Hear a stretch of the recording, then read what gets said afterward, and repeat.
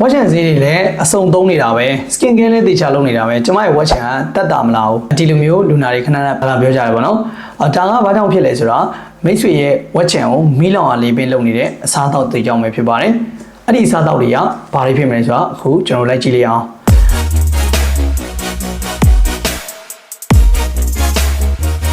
Dr. Nay Wellness Clinic ဒီနေ့မှာတော့ဝက်ချန်ကိုပို့ဆိုးစေနိုင်တဲ့အစားအသောက်၄မျိုးကြောင်းကိုကျွန်တော်မျှဝေပေးသွားပါမယ်နံပါတ်1ကတော့အချိုပါ high glycemic index လို့ခေါ်တဲ့ဒီအချိုများတဲ့အစားအသောက်တွေကစားလိုက်ပြီဆိုရင်ကျွန်တော်ခန္ဓာကိုယ်ထဲမှာအင်ဆူလင်ဆိုတဲ့ဓာတ်ကိုထွက်စေတယ်ဒီအင်ဆူလင်ကအဆီကလန်းတွေကိုပို့ပြီးတော့အလုပ်လုပ်စေတဲ့ကြောင့်မလို့အဆီပုံမှန်နဲ့ပို့ထွက်တဲ့ကြောင့်မလို့ဝက်ချန်ကိုပို့ဆိုးစေတာပဲဖြစ်ပါတယ်နံပါတ်2ကတော့ကျွန်တော်တို့နှုတ်နဲ့နှုတ်ရက်ပစ္စည်းပါ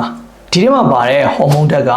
ဝက်ချန်တွေကိုပို့ပြီးတော့ရောင်ရမ်းစေတယ်ဒါကြောင့်မလို့ဝက်ချန်ကိုပို့ပြီးတော့ပို့ဆိုးလာစေနိုင်တာပေါ့နော်ဒါကြောင့်မလို့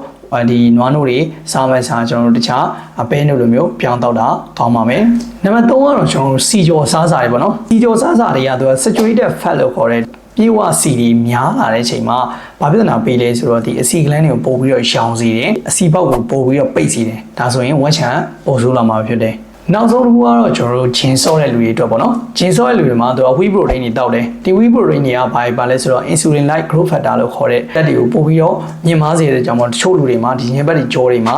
ဒီအဆီဘူးတွေပို့ထွက်လာတယ်ပေါ့နော်ဒါတွေကဂျင်းစောတဲ့လူတော်တော်များများမှာကြုံတွေ့ရတဲ့ပြဿနာတစ်ခုပေါ့နော်ဟုတ်ကဲ့ပါဒါဆိုလို့ရှိရင်မိတ်ဆွေဝက်ချန်တွေကဘာကြောင့်ပို့ဆိုးနေရဆိုတာမိတ်ဆွေသိထားပြီလို့ထင်ပါတယ်ဒီလိုဝက်ချန်နဲ့ပတ်သက်ပြီးတော့မေးလို့ရရှိရဆိုလို့ရှိရင်လည်း comment မှာဆွေးနွေးပေးခဲ့ပါဦးနောက်ထပ်ဒီလိုမျိုးညီပြားနဲ့ပတ်သက်တဲ့ကျမရဲ့ဘူးဒရာတွေသိချင်နေဆိုရင်တော့ဒီအကောင့်လေးကို follow လုပ်ထားဖို့မေးပါနဲ့နော်အားလုံးကျေးဇူးတင်ပါတယ်နောက်ဗီဒီယိုတွေမှာပြန်လည်ဆုံတွေ့ပါမယ်